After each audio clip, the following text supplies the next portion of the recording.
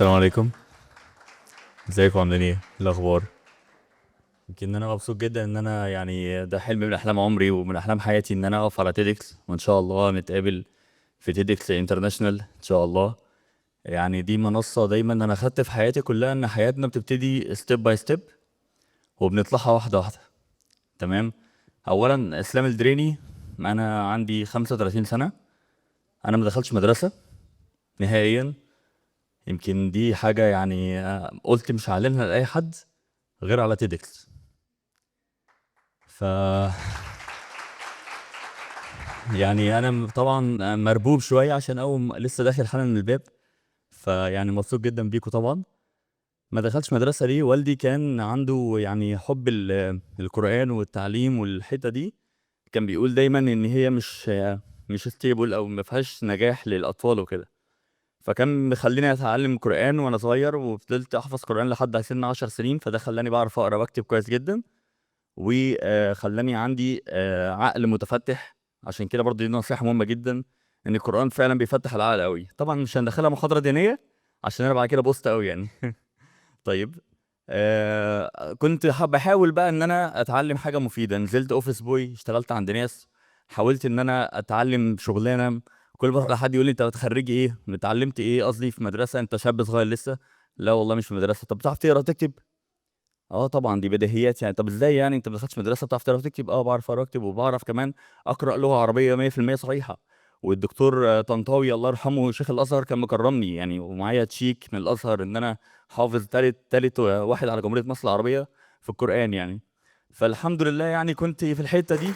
يعني بحاول ان انا اعدي وعافر ان انا يعني اخلق شغل ليا، اخلق ليا حاجه في وطن كان مهتم جدا بالورقيات، وكلنا عارفين طبعا شهاده رقم واحد يعني. انا جاي اقول للشباب ان مفيش حاجه اسمها شهاده رقم واحد. هي الشهاده مش رقم واحد النهارده. اللهم لك الحمد، انا عندي مصنع 1000 متر لسه واخد عقده من اسبوع، لسه ماضي عقده. ونزلت فيه مكن وبعمل برودكشن لايفنتات كبيره جدا جدا جدا جدا جدا. مفيش حاجه اسمها اقف هنا ما تكملش. مفيش حاجه اسمها انت ما دخلتش مدرسه يبقى مش هتتجوز بنت كويسه وليها منصب، ولا اهلها كويسين، ولا هتخلف ولاد تدخلهم مدارس انترناشونال. النهارده عندي اتنين في ثانوي، في جريد 10 وجريد 11. اللهم لك الحمد في امريكان. يعني الواحد ما كانش يتخيل اللي حواليه دلوقتي. ومن انا ابتديت اول ما نزلت اشتغلت في السوق مش عارف اعمل ايه. كله طبعا بيقول عليا انا مش متعلم مش متعلم مش متعلم، الكلمه يعني اللي في ودني. النهارده ما بقولش لحد ابدا ان انا مش متعلم غير على تيدكس. قلت هعترف بالاعتراف ده، هعترفه هنا. كل اللي بيشوفني باشمهندس اسلام الدريني او المستر اسلام الدريني، ما بيتقالش غير كده عليا. طيب. اللهم لك الحمد. ايه بقى اول مرحله في حياتك لازم تاخدها؟ ان انت دايما تشيل من دماغك حته ان انا خريج ايه، حته ان انا يعني الواسطه والمعارف والبلا بلا بلا. لا، اعرف بقى حاجه واحده: صاحب ربنا. صاحبه رقم واحد. حتى لو بتغلط، حتى لو بتعمل بلاوي كبيرة جدا جدا، خلي دايما ليك كده سكرت مع ربنا. ودايما وين وين، استغفر الله العظيم يعني. يا رب دايما اقول لربنا: يا رب انا اول ما تديني المرحلة دي انا هعمل كده. يا رب انا مش هعرف اعمل كده غير ما تديني المرحلة دي. يعني ايه مثلا؟ يعني يا رب انا اول عهد بيني وبين ربنا: يا رب لو بقيت جرافيك ديزاينر، ودي اصلا مش تنفع يعني انا مش متعلم، لو بقيت جرافيك ديزاينر يا رب انا هذبح خروف لله. كانت اول عهد بيني وبين ربنا كده. ويمكن ما حدش والله العظيم يعرف، ولا ابويا كان يعرف ولا والدتي. وكنت بدعي له: يا رب لو بقيت جرافيك ديزاينر. والله ما كان الحمد برضه وانا عندي 14 سنه كان جالي عقد عمل في دبي على طول جرافيك ديزاينر. ايام ما كانش فيه اصلا جرافيك ديزاينر في مصر. الكلام ده يعني انا النهارده 36 سنه تقريبا، من 22 سنه. فانتوا فاهمين طبعا وقتها كان العصر عامل ازاي بتاع الكمبيوتر دوت. كان يعني ايه مفيش نت اصلا، ان انت تاخد سورس الصوره وعشان تحط عليها فونت وعشان تعمل ديزاين انت بتتعاني، بتشتري حاجات اسمها كودك سي دي. كودك بتدي ماتيريال. الماتيريال ديت عباره عن اسطوانه للحيوانات، اسطوانه للزرع، اسطوانه. فبتقعد بقى ايه مرتب الاسطوانات، وكان حوار عشان تجيب ماتيريال تعمل فيه ديزاين عشان توريه للجمهور يعني. فبعد كده اشتغلت في الحته دي 3 سنين ولا حاجه. جنب ان انا برضو بعد ما بخلص جرافيك ديزاينر بنزل الف في الشوارع على محلات: السلام عليكم يا فندم، معاك اسلام الدريني، انا عندي مكتب دعوه واعلان وممكن اعمل لك كروت او فواتير او شنط او. فكان الناس بتشوفني طفل، اه نشجعه، بس مش هتاخد فلوس غير ما تسلم. اقول له اه مش هاخد فلوس غير ما اسلم. ابتديت اشتغل الشغلانتين دول، دي ثابته ودي متحركه. والله ما كان الحمد كنت بدخل من التانية 1000 جنيه في اليوم تقريبا، يعني حوالي 20000 جنيه في الشهر، مش هنقول 30000، 20000 جنيه في الشهر تقريبا. ليه؟ علشان انت شاب صغير. اولا الناس بتستعطف ان انت شاب صغير مش داخل تقول لهم لله. ثانيا انت داخل تعمل لهم حاجه هم عايزينها اصلا. مفيش محل مش عايز شنط، مفيش محل مش عايز كروت، مفيش محل مش عايز فواتير، مفيش محل مش عايز هويه او شركه مش عايزه ايدنتيتي للمكان. فاللهم لك الحمد كنت شغال بشكل مخيف. ولما بقيت بارع في الديزاين وبقيت اعمل ديزاينات جامده جدا في وقتها، جالي واحد اماراتي قال لي انت لازم تجي لنا في الاماره اماره عجمان، في الاماره نفسها، في الحكومه نفسها. طيب انا لسه صغير. قال لي هنعمل لك ورق ان انت جاي تتعلم عندنا. طب انا لا، هنديك في الشهر 50000 جنيه مصري ما يوازي. وكان وقتها رقم بالنسبه لي رقم مرعب، مرعب. يعني ما فيش حد اصلا كان اونر بيدخل في الشهر 50000 جنيه ل 22 سنه غير لما يكون اونر من الطفاحل، يعني من حد اللي هو مليون جنيه النهارده في الشهر. فوقتها الحمد لله برضو كان فاتح ربنا علينا من القران. طبعا عدينا مرحله الجرافيك ديزاينر دي. جيت بقى قلت انا لازم ابقى اونر بقى. جيت يعني اولا كنت خلاص مسافر الامارات، فقلت انا عايز اتجوز او عايز اخطب البنت اللي بحبها، عشان ما ينفعش ارجع ما الاقيهاش مش موجوده. انتوا عارفين حب ما دخلتش مدرسه بقى، فايه فاضي الواحده بحبها والشغل بتاعي. فرحت اتقدم لها وخلاص انا هاخد قرار لما ارجع ان شاء الله يا عمي من الامارات بعد 3 4 سنين ابقى اتجوزها.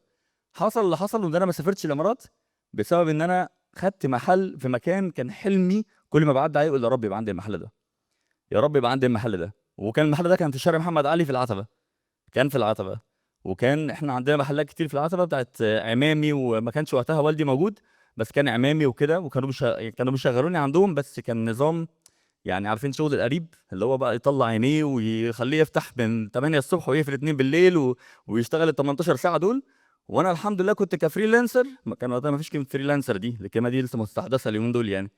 كان وقتها ديت كنت انا ببقى فرحان جدا بدخل في اليوم 1000 جنيه وشغال بشتغل ساعتين ثلاثه. قلت يا رب يبقى عندي محل زي دوت. فجالي المحل ده، والمحل ده كان بيدخل لي برضه رقم كبير جدا لما خدته. فكنسلت الامارات فاتجوزت وانا عندي 18 ونص بالظبط. والنهارده الحمد لله عندي 36، عندي ابن عنده 18. فالموضوع بقى ايه؟ بقى اللي يشوف ابني جنبي يقول لك ابنك اخوك يعني مش زي دوت. فالحمد لله ده كان الطريق اللي هو ربنا فتح عليا بيه. لحد من 5 ايام كان عندي ايفنت كبير جدا في فندق الدوسيت، من اقوى ايفنتات العقاريه اللي اتعملت في الدوسيت، واشهرها والسيلبرتي والناس السيلبرتي اللي حضرت والفن. يعني كانت فيها سوبر ستارز كتيره جدا. كان عندي فيها تركايه صعبه جدا وما كانتش ليها حل. رجعت تاني للعهد اللي مع ربنا. يا رب انا ما عنديش حل. انا يا رب خلاص انا هتصدح بعد بكره في الايفنت دوت. يا رب وجد لي حل. والله والله والله يحصل ان جهه امنيه، وعلى راسنا طبعا الجهات الامنيه، تحجز القاعه وتاجل الايفنت بتاعي. دخولنا تاجله 12 ساعه. وانا كنت يعني عايز ساعتين، والجهه اللي بمضي معاها تقول لي الساعتين يعني 400000 جنيه على طول شرط جزائي. انا ماضي شرط جزائي، عاوز ساعتين، عندي مشكله في حاجه، وممكن الساعتين يبقى 4. يعني ده مصنع وبرودكشن وهم مديني الديل متاخر قوي. ووقتها كنت بقول يا رب انا ما عنديش حل، يا رب اعمل ايه؟ عايز ادخل. فده اول اتفاق بينك وبين نفسك عشان تنجح. يبقى دايما في بينك وبين ربنا زي ما بينك وبين مديرك. يا مديري انا لو جيت لك في الساعه كذا ومشيت الساعه كذا هاخد اوفر تايم. هتاخد اوفر تايم. طب لو عملت كذا عملت كذا عملت كذا هتبقى احسن واحد في الشركه، هتبقى ابن الشركه. ليه ما يبقاش في عهد برضه بينك وبين ربنا؟ حتى لو انت اصلا مقصر بشكل مخيف، وانا لو على التقصير هحكيه هتكسف احكيه يعني. كلنا مقصرون وعندنا بلاوي يعني، فعندنا بما فيه كفايه من التقصير. فانا مش عارف سبحان الله يعني اللهم لك الحمد من النجاح على الواحد دلوقتي، ومن كميه الضغوطات الشغل الايفنتات اللي عنده، ومن كميه افتكر وانا ما دخلتش مدرسه وانا نازل اشتغل اوفيس بوي عند ناس وبمسح لهم الارض واقول له بعد اذنك ممكن اقعد على الكمبيوتر اتعلم، فيخبي ايده مني. عارفين اختصارات الالستريتور او الفوتوشوب اللي بيشتغل جرافيك ديزاينر بتعتمد على كنترول والت وشيفت، او كوماند وكنترول وشيفت لو هو ابل. فهو بيبقى حاطط ايده على الثلاثه دول كانه محتكر الحته دي. يعني الاستاذ محمد مش قال لك ايه؟ علموا الناس. هو كان وقتها اقول له انت دوست على ايه مع الاختصار ده عشان تجيب السلكت وكبرت وصغرت؟ انت هتصاحبني؟ خليك واعمل شاي، روح اعمل شاي وقهوه. كان ده بالظبط اسلوب حياتي. ما كانش فكر كده روح اعمل شاي وقهوه، روح اعمل كوبايه قهوه، فاروح اعمل قهوه وارجع اقف تاني ابص عليه كده، ابقى واقف عمال ابص على ايده كده مش عارف هو داس على ايه. وفي البيت عندي احاول، ابويا الله يرحمه كان جايب لي كمبيوتر صغير، احاول ادوس على كل الزراير اللي كانت ايده عليها عشان احاول افتكر هو لما حط ايده هنا عمل ايه من تحتيها. فانا عارف ان هو داس حرف التي، ده شفته وانا مركز على حرف التي. هو داس هنا على زرار من الثلاثه او الاربعه دول. اجرب واحد واحد، مره البرنامج يقفل، مره والاقيها اتحملت كانها عندي، كانها فرح لا تتخيلوه، مع انها عباره عن سيلكت. في ناس بتكبت الواحد ان هي تعلمه، وفي ناس بتديه الطريق. النهارده الحمد لله اي حد في مجالي وكل المنافسين ليا اللي عندهم دلوقتي شركات، اللهم لك الحمد، كان عندي في شركتي. وانا مبسوط جدا بيهم لما بيبقوا واقفين معايا في ديل ولا حاجه، واحنا الاثنين بننافس على ديل، وانا اخده وهم ياخدوه، بنبسط عادي جدا، هم التيم بتاعي. بس هم الحمد لله في ميزه، لما بيروحوا لحد بيقولوا احنا اولاد اسلام الدريني، مع ان كلمه ولاده دي بتكبرني جدا، ده هم اكبر مني، يعني هم اكبر مني في السن كمان. في منافسين ليا عندهم اربعينات وخمسينات، لكن الحمد لله انا بتبسط جدا بيقولوا احنا اولاد اسلام الدريني. دي حاجه عندي في الدنيا، هي اولاد يعني، دي مهنتي. وانا بحب جدا مهنه الادفرتايزنج، وان انا اعمل ايفنت شكله شيك، وان انا اخلي الناس تنبهر بالايفنت من دخوله لخروجه. مش ان انا بس اعمل شويه خشب، وان انا اعمل سكرين، وان انا اعمل لايت، وان انا اعمل ساوند واظبط الصوت واعمل، لا الكلام ده كله. احنا عايزين نرتقي بمصر، لان مصر فيها نوابع جامده جدا، فيها نبغات، فيها ناس يعني ربنا كرمنا بناس قويه جدا. طب احنا ليه ما نتحطش كلنا ايد في ايد في ايد بعض؟ واللي هنا عايز يساعد ده يحط ايده في ايده ويلا زقوا على الطريق، حطوا. مفيش حاجه اسمها منافسه هتوقفك، مفيش حاجه اسمها انا داخل قصاده فهلغي دوت، ده مش موجود. فيعني انا بشكركم جدا لسماعكم. لو اي حد ليه سؤال، لو فاتحين يعني، تمام. شكرا جدا جدا جدا، شكرا جدا.